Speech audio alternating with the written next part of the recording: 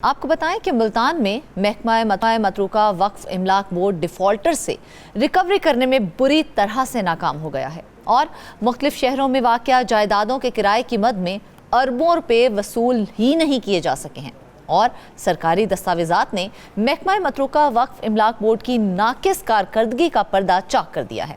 मजीद इस खबर पर बात करने के लिए हमें ज्वाइन है नुमाइंदा मुल्तान सरमद अली ने। सरमद, सबसे पहले तो हमें ये बताएं ना कि वक्फ इमलाक बोर्ड किराया जात की रिकवरी में क्यों नाकाम हुआ है? क्या सोर्सेज मौजूद नहीं हैं या कोई और वजह है?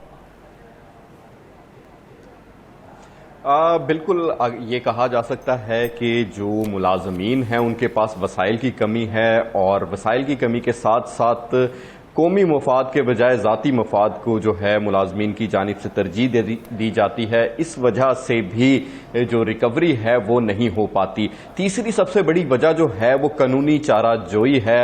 यहाँ पर किराया और जो लीज पर दी गई प्रॉपर्टी दी हुई होती है उसकी रकम को वसूल करने में जब शहरी जो हैं वो लीज पर लेने के बाद जगह को मामलात अदालत में ले जाते हैं तो मामलात अदालत में कई साल चलते रहते हैं और जितना अरसा ये मामला चलते रहते हैं उस वक्त तक स्टे होता है और ना ही वहाँ पे मुलाजमीन जाके अब डिमांड कर सकते हैं कि उनको जो किराया बनता है वो उनसे डिमांड किया जाए।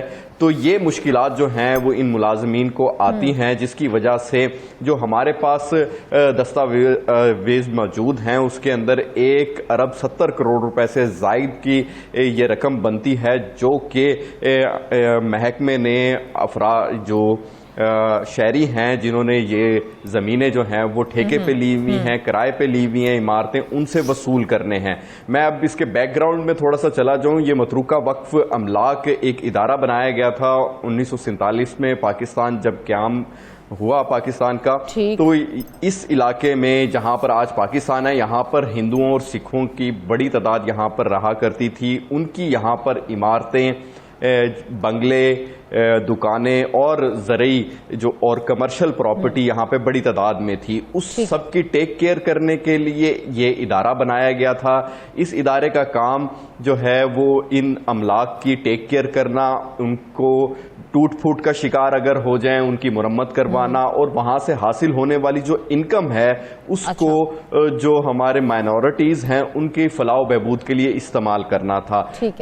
अगर बात कर ली जाए पंजाब की तो पंजाब के अंदर इसके हर शहर में दफ्तर मौजूद है और तकरीबन हर शहर में ही मतरूका वक्फ अमलाक काफ़ी बड़ी तादाद में मौजूद हैं और उनके लीज सिस्टम के तहत इनको लीज पर दिया जाता है। बाकायदा ओपन ऑक्शन होती है। किसी भी इमारत को जो है वो जब उसकी ऑक्शन की जाती है उसका इश्तिहार होता है और एक कंप्लीट तरीकाकार होता है जिसके तहत ये जो इमारतें और ज़रई अराजी है ये शहरियों को दी जाती हैं। जी अच्छा, क्या हर सूबे का यही हाल है जो आप हमें बता रहे हैं?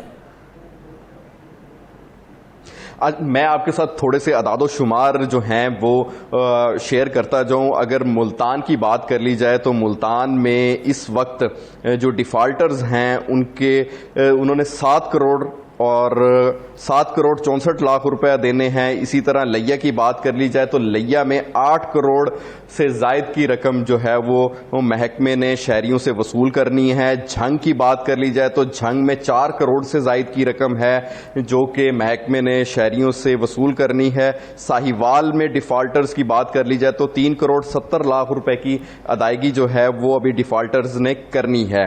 उकाड़ा में यही डिफ़ॉल्टर्स की बात कर ली जाए तो 99 लाख और 90,000 रुपए से जायद के वाजबात जो हैं वो जो कि महकमा वक्फ अमलाक बोर्ड ने शहरियों से लेने हैं। ये जो एदादो शुमार आप हमें बता रहे हैं, अगर इन्हीं एदादो शुमार को मद्देनजर रखा जाए तो कौन से ऐसे शहर हैं जो टॉप प्रायोरिटीज में आते हैं जो उसके सबसे ज्यादा रकम जो है वाजिबुल अदा है उनके जिम्मे? अच्छा, शहरों की बात कर ली जाए तो मुल्तान में 7 करोड़ है, उसके बाद लिया में 8 करोड़ है। पंजाब के अंदर जो कि वाजिबुल अदा है। लिया में बड़ी तादाद में सिखों की जो है वो आबादी रहा करती थी, इस वजह से वहां पर उनकी जो अमलाक हैं वो भी काफी ज्यादा हैं। ज़रई जमीन इसके अंदर आती है और इसके साथ साथ वहां पर कमर्शियल दुकानें भी जो हैं वो भी वक्फ है। लेकिन इन तमाम प्रॉपर्टीज के ज्यादातर प्रॉपर्टीज के मसले जो हैं वो अदालतों में चल रहे हैं। एक मरतबा केस जब अदालत में चला जाता है तो वो कई साल उसके ऊपर स्टे रहता है, जिसकी वजह से इनको किराया नहीं मिलता। दूसरी बात मैंने शुरू में भी आगाज में ही जिक्र किया था कि जब कौमी मफाद के बजाय जो मुलाजमीन हैं वो जाती मफाद को तरजीह देते हैं, जिन लोगों ने ये अमलाक ठेके पे ली भी होती हैं, लीज करवाई भी होती हैं, तो वो मुलाजमीन के साथ गठजोड़ करके इसको 1 साल से का जो टेन्योर होता है उसको 10 साल पे ले जाते हैं। और हैरानकुन बात यह है कि बाज ऐसी अमलाक भी यहाँ पर किराए पे चढ़ी हुई हैं जो कि लीज पे दी गई हैं, जिनका माहाना किराया सिर्फ 4,000 रुपया जो है वो दुकान का लिया जा रहा है, जबकि उसके बराबर में या इर्द गिर्द जो है वो किराए बहुत ज्यादा जो हैं वहां पर पहुंच चुके हुए हैं। जब इस हवाले से हमने जानना चाहा तो उनका ये कहना था कि सर देखा जाए तो थोड़ी सी तवज्जो अगर दी जाए तो ये वक्फ इमलाक जो है अच्छा खासा रेवेन्यू जनरेट कर सकती हैं और इन्हीं के साथ ही उन तमाम इमलाक का जो है वो फायदा भी किया जा सकता है, उनका तहफ़्फ़ुज़ भी किया जा सकता है और उनकी मेंटेनेंस का भी ख्याल किया जा सकता है। बिल्कुल ऐसा ही है। मुल्तान एक तारीखी शहर है। अंदरून शहर में आज भी सिखों की बहुत बड़ी बड़ी हवेलियां मौजूद हैं जो कि किराए पे दी गई हैं। उनकी भी मेंटेनेंस जो है वो यहीं से हासिल होने वाले पैसों से की जाती है। अगर इनको मेंटेन किया जाए और यहाँ से बहुत अच्छी इनकम जो है वो पाकिस्तान के ये इदारा जनरेट कर सकता है और ये जो हमारे साथ रहने वाली अक़लियती बरादरियां हैं उनके जो है फलाह बहबूद के लिए रकम इस्तेमाल की जा सकती है। और बहुत सारे जो हैं फलाह बहबूद के काम जो हैं वो इस इदारे की जानिब से किए भी जाते हैं क्योंकि इनकी इनकम काफ़ी अच्छी है।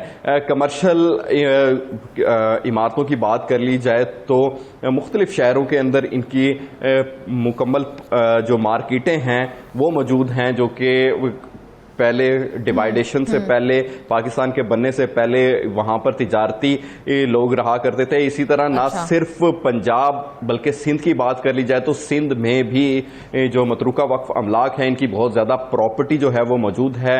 और उसके बाद अगर बात कर ली जाए मुल्तान के अंदर भी अंदरून शहर में और इसके अलावा शुजाबाद और जलालपुर पीरवाला के इलाकों में इनकी ज़रई अराजी बहुत बड़े पैमाने पर मौजूद है, जो कि 5 साल के लिए लीज पर दी जाती है और अगर सेकंड टाइम लीज लेनी हो तो वो 10 साल से ज्यादा की लीज नहीं की जाती। अच्छा सर, तो ये कुछ कवानीन है जिसके तहत आप बता रहे हैं इस कारकर्दगी के हवाले से सरकारी दस्तावेजात भी तो सामने आई हैं। सरकारी दस्तावेजात में बोर्ड की कारकर्दगी के बारे में क्या इंकशाफात किए गए हैं, क्या कहा गया है?